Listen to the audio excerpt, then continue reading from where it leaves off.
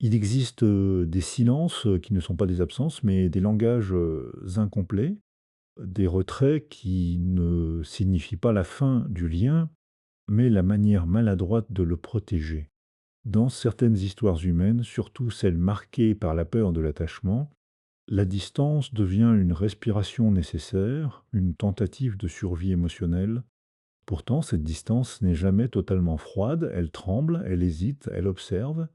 Et parfois, sans que cela soit dit, une personne qui fuit le lien revient par fragments, un message tardif, une attention discrète, une présence qui réapparaît comme une ombre qui cherche la lumière sans oser s'y exposer entièrement.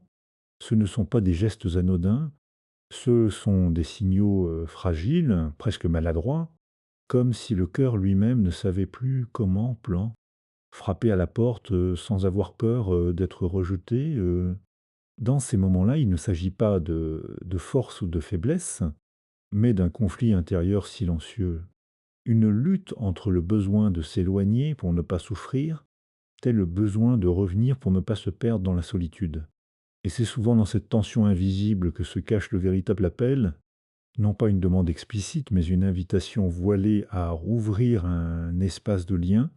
Comprendre cela exige une forme de regard plus lent, plus humain, moins pressé de juger. Car derrière l'évitement, il n'y a pas toujours un refus de l'autre.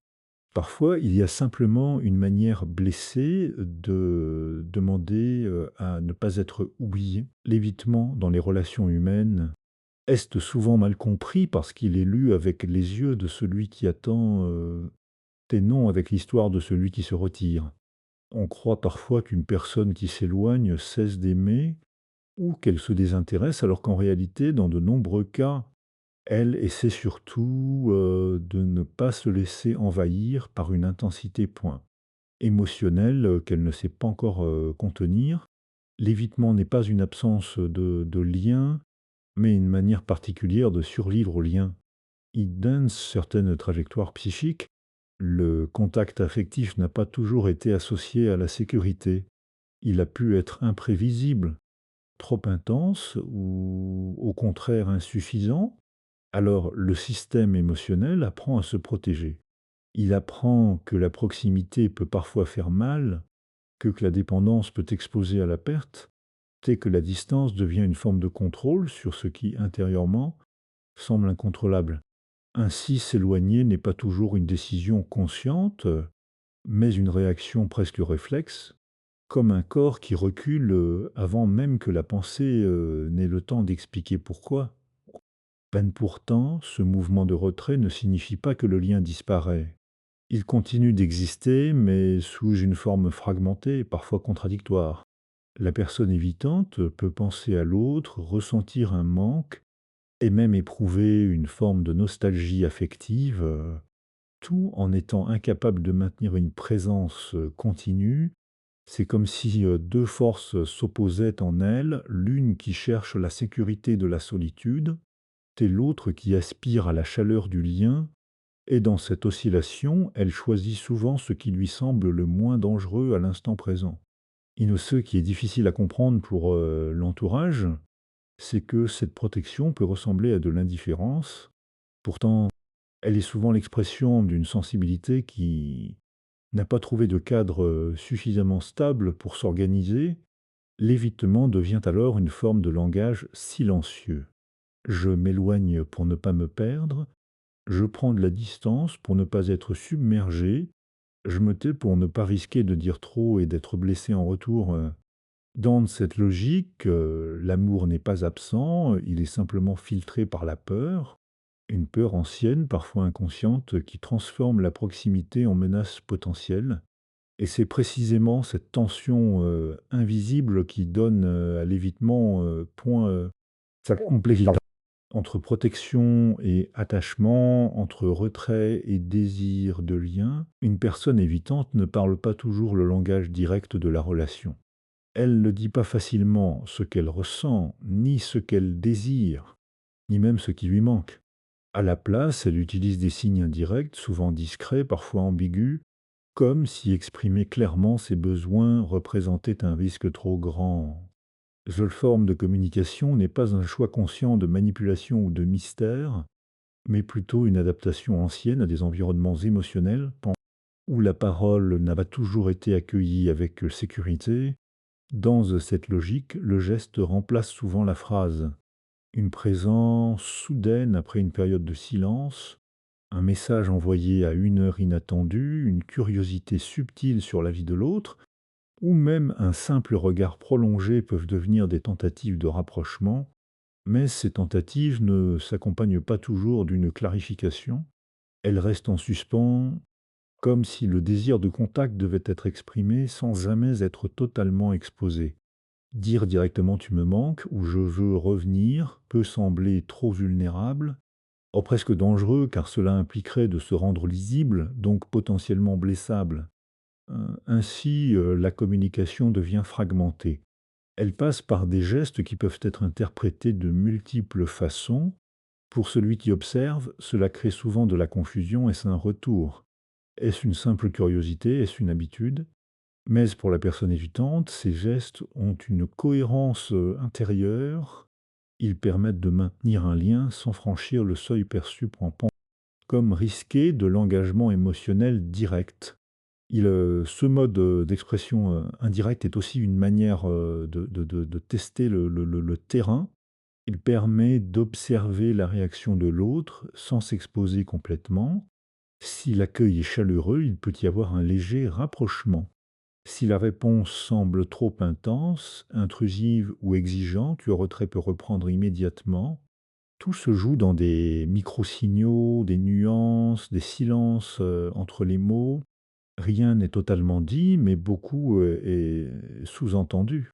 Et ce langage implicite peut donner l'impression d'une incohérence, mais il suit une logique interne profondément liée à la gestion de la sécurité émotionnelle.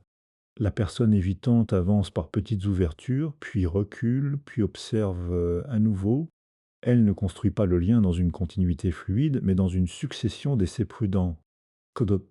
Et c'est précisément dans cette manière indirecte de se plaindre, rapprocher, que se cache parfois une forme discrète de demande de contact, non formulée mais persistante. Le silence, dans les relations marquées par l'évitement, n'est jamais aussi vide qu'il en a l'air. Il est souvent interprété comme une rupture, une indifférence ou une fermeture définitive. Pourtant, dans de nombreux cas, ce silence est habité, il contient une tension, une attente, parfois même une lutte, intérieure qui n'a pas trouvé de mots pour se dire. C'est un silence qui ne clôt, pas nécessairement le lien, mais qui tente de le contenir, sans l'exposer. Chez une personne évitante, le silence peut devenir une stratégie de régulation émotionnelle. Lorsqu'une situation, affective, devient, trop intense, trop incertaine ou trop vulnérable, Zeuster permet de reprendre un certain contrôle. Ne pas répondre immédiatement, ne pas engager la conversation ou disparaître temporairement peut être une manière de réduire une surcharge interne. Mais ce retrait n'efface pas le lien, il le met en suspension. Et dans cette suspension, quelque chose continue de vivre. Ce qui est souvent méconnu, c'est que ce silence peut aussi être une forme de présence indirecte. Une personne évitante peut ne pas écrire, ne pas appeler, ne pas se manifester ouvertement, tout en restant psychiquement liée à l'autre. Elle observe, elle pense, elle ressent, mais sans transformer ses états en actions claires. Ainsi, le silence devient paradoxal, il éloigne en surface, mais maintient une connexion en profondeur. Dans certain situations, ce silence peut même fonctionner comme un appel inversé. Non pas un appel qui demande explicitement un retour, mais un espace laissé ouvert, comme une porte entr'ouverte qui attend d'être franchie sans jamais l'exiger. C'est une manière de dire sans dire, de rester sans s'imposer, de voir si l'autre viendra combler le vide sans avoir été directement sollicité. Pour celui qui reçoit ce silence, l'expérience peut être douloureuse car elle active l'incertitude. On ne sait pas s'il faut attendre, partir, insister ou se retirer soi-même. Mais du point de vue de la personne évitante, ce silence est rarement un rejet total, Il est souvent une zone, intermédiaire entre, le besoin de distance et le maintien d'un attachement fragile. Ainsi, le silence ne doit pas toujours être confondu avec l'absence, de lien. Il peut être une manière détournée de préserver, ce qui, autrement, semblerait trop fragile pour être exprimé directement, sans jamais devenir totalement une rupture définitive dans le tissu invisible de la relation. Les comportements contradictoires chez une personne, évitante ne sont pas, de simples incohérences de caractère, mais l'expression visible d'un conflit, interne profond. À l'extérieur, ils peuvent donner l'impression d'un va-et-vient déroutant, s'approcher puis s'éloigner, chercher le contact puis disparaître, montrer de l'intérêt puis redevenir silencieux. Pourtant, à l'intérieur, ces mouvements suivent une logique émotionnelle complexe, souvent liée à la gestion de la sécurité affective. Yo, six types de contradictions naissent d'une tension entre deux besoins fondamentaux qui s'opposent sans jamais vraiment se réconcilier. D'un côté, il existe un besoin de lien, d'attachement, de reconnaissance, parfois même, d'intimité, de l'autre, un besoin tout aussi puissant, de protection, d'autonomie et de contrôle émotionnel. Lorsque la proximité augmente, elle active parfois une forme, d'alerte, intérieure, comme si le lien devenait soudain trop intense ou trop envahissant. Et que lorsque la distance s'installe, un autre mouvement apparaît, celui du manque, de l'absence ressentie, parfois difficile à nommer. Et c'est dans cette oscillation que naissent les comportements contradictoires. La personne évitante peut envoyer un message chaleureux après une période de retrait, puis ne plus répondre ensuite. Elle peut exprimer une forme d'attachement à un moment précis, puis reprendre ses distances, reprendre ses pu en ses d'affût l'échange devient en Selena Perquet, d'ui reprendre ses distances dès que l'échange devient trop émotionnel. Ce n'est pas une absence, de cohérence, intérieure, mais une adaptation constante à des niveaux de stress affectif variables. Et ce qui complique encore la compréhension, de l'avant, c'est que ces réactions ne sont pas toujours conscientes. Elles se déclenchent souvent de manière, automatique, comme des mécanismes appris très tôt pour éviter la surcharge émotionnelle. Le système relationnel devient alors réactif plutôt que stable et chaque interaction est évaluée en termes de sécurité, oui, plutôt qu'en termes de continuité. Pour la personne qui observe ces comportements, cela peut créer de la confusion, voire de la douleur. On peut avoir l'impression d'être proche un jour, puis totalement éloigné le lendemain, mais dans la logique interne de la personne évitante, ces mouvements ne sont pas des rejets arbitraires, ils sont des ajustements. Chaque pas en avant est rapidement suivi d'un pas en arrière pour rétablir point. Un équilibre émotionnel, perçu comme plus sûr. Ainsi, la contradiction apparente, devient une forme de régulation. Elle révèle non pas une absence de lien, mais une difficulté à maintenir ce lien dans une continuité stable, comme si le rapprochement et l'éloignement étaient 2 forces, qui s'appellent ponts sentigeants et se repoussent sans jamais trouver un point fixe stable dans la relation humaine elle-même. Derrière la distance d'une personne évitante, il est fréquent de percevoir un détachement, une froideur ou une autonomie presque totale. Pourtant, cette apparente solidité masque souvent une réalité émotionnelle plus fragile, traversée par une peur intense de la perte et du rejet. Geste peur ne s'exprime pas toujours directement car elle est justement ce que la distance cherche à contenir. L'éloignement devient alors une manière de prévenir une douleur anticipée, comme si se retirer en amont permettait d'éviter d'être abandonné plus tard. Et dans cette dynamique, la proximité affective est vécue avec ambivalence. Elle est désirée car elle nourrit le besoin de lien et de reconnaissance, mais elle est aussi redoutée car elle ouvre la possibilité d'une dépendance émotionnelle.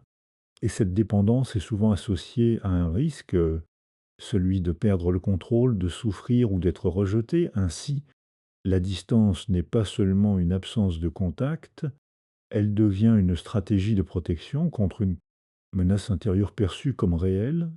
Et ce qui est particulièrement subtil, c'est que cette peur de la perte peut exister même en l'absence de danger concret.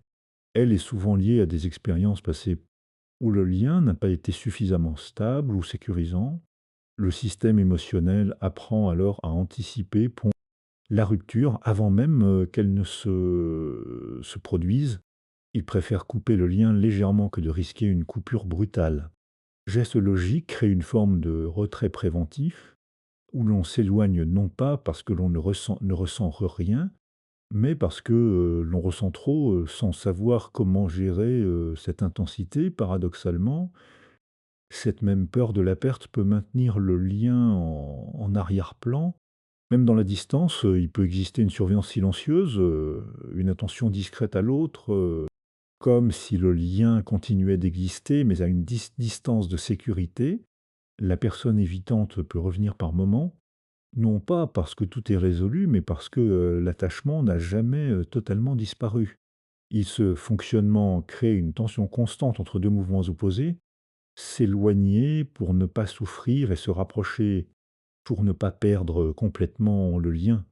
Et dans cet espace instable, la peur de la perte agit comme un fil invisible qui relie encore les deux personnes, mène, lorsque tout semble séparé en surface, comprendre les signaux d'une personne évitante demande une qualité de regard particulière, ou presque une forme de ralentissement intérieur, là où l'on pourrait être tenté de répondre immédiatement par des certitudes. Il celle revient, il celle s'éloigne, il la celle ne veut pas. Il s'agit plutôt d'accepter une zone plus nuancée où les comportements ne disent jamais une seule chose à la fois.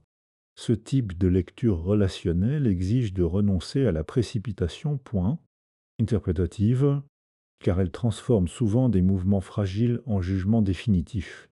Une personne évitante ne communique pas uniquement par des mots ou des actions visibles, mais par des variations subtiles, une présence intermittente, un intérêt qui apparaît puis disparaît, une proximité qui se construit puis se retire. Ces variations ne sont pas toujours cohérentes du point de vue extérieur, mais elles suivent souvent une logique interne liée à la sécurité émotionnelle. Lire ces signaux demande donc de ne pas confondre incohérence apparente et absence de sens. C'est ici que la sensibilité du regard devient essentielle. Il ne s'agit pas d'excuser ou de justifier tous les comportements, mais de comprendre dans quel contexte émotionnel ils prennent forme. Une distance soudaine peut être un mécanisme de protection, tout comme un retour inattendu peut être une tentative de rétablir un lien sans savoir comment le faire de manière stable. Entre ces deux mouvements, il existe une multitude de microsignaux que seule une attention calme peut percevoir. Et un geste lecture sensible implique aussi de ne pas réagir uniquement à l'intensité du moment. Lorsque l'autre s'éloigne, l'impulsion peut être de forcer le contact. Lorsqu'il revient, l'impulsion peut être de tout interpréter comme une réconciliation totale, mais dans les dynamiques évitantes, ces extrêmes ne reflètent pas toujours la réalité du lien. Ils sont souvent des oscillations internes qui demandent du temps pour se stabiliser.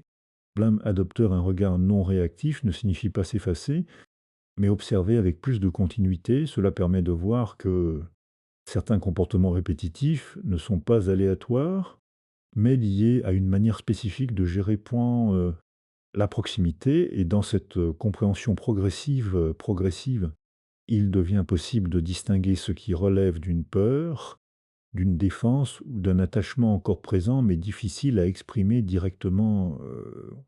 C'est dans cette posture d'observation patiente que les signaux prennent une autre forme, moins confuse, plus lisible dans leur ensemble, comme les fragments d'un langage affectif qui ne se dit jamais entièrement, mais qui cherche malgré tout à être compris dans sa globalité silencieuse.